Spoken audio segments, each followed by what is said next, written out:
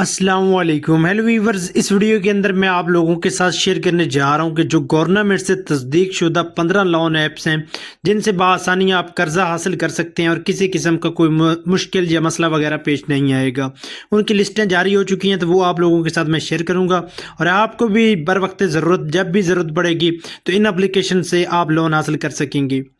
جیسے ہی آپ گوگل پر سرچ کریں گے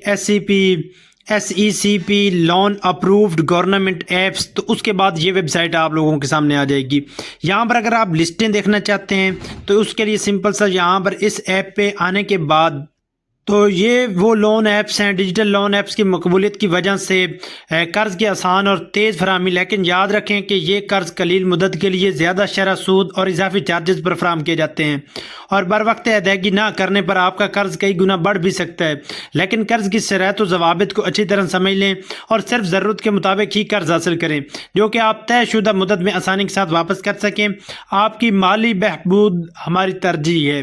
تو یہ لون ایپس ہیں، یہ میں آپ لوگوں کے ساتھ شیئر کرتا ہوں۔ پہلی جو اپلیکیشن ہے وہ ہے پیسہ یار، دوسری اعتماد، تیسری حکیم، اور چوتھی ہے فوری کیش، اور پانچویں ہے سمارٹ قرضہ، اور چھٹی ہے جیز کیش، ساتویں ہے منی ٹیپ، اور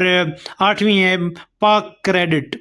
اس کے علاوہ جو ہے وہ ہے ڈیرا اپلیکیشن، یہ نامی اپلیکیشن ہے، اور 10ویں ہے لون لاڈو، اور 11ویں ہے کیش بازار۔ اس کے علاوہ 12ویں ہے سہارا ایپ، اور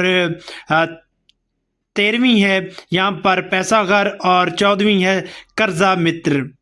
اور 15ویں اپلیکیشن جو ہے وہ ہے معاون۔ تو یہ اپلیکیشنیں ہیں جن سے آپ بآسانی پاکستان میں رجسٹرڈ ہیں، اور یہ گورنمنٹ کی طرف سے رجسٹرڈ ہیں۔ ان سے اگر آپ قرضہ حاصل کرتے ہیں تو یہ آپ لوگوں کو قرضہ جو ہے وہ پرووائڈ کریں گی، اور SECP سے یہ رجسٹرڈ ہیں، یہاں سے آپ لوگوں کو بآسانی قرضہ مل جائے گا۔ لیکن میں پھر بھی لوگوں کو ریکمینڈ نہیں کرتا کہ ان اپلیکیشن سے آپ قرضہ حاصل کریں۔ آپ لوگوں کو اگر ضرورت ہے بھی صحیح تو صرف 2 اپلیکیشنیں میں ریکمینڈ کرتا ہوں، ایک جائز کیش اور دوسری ایزی پیسہ، جو کہ بعد میں لون آپ لوگوں کو واپس کرنا ہی کرنا ہے۔ اگر نہیں کرو گے تو یہ اپلیکیشنیں آپ لوگوں کو ڈیفالٹر لسٹ میں ڈلوا سکتی ہیں، اور ڈیفالٹر لسٹ میں اگر ڈلوا دیں تو اس سے آپ لوگوں کو یہ نقصان ہوگا کہ آپ کسی اور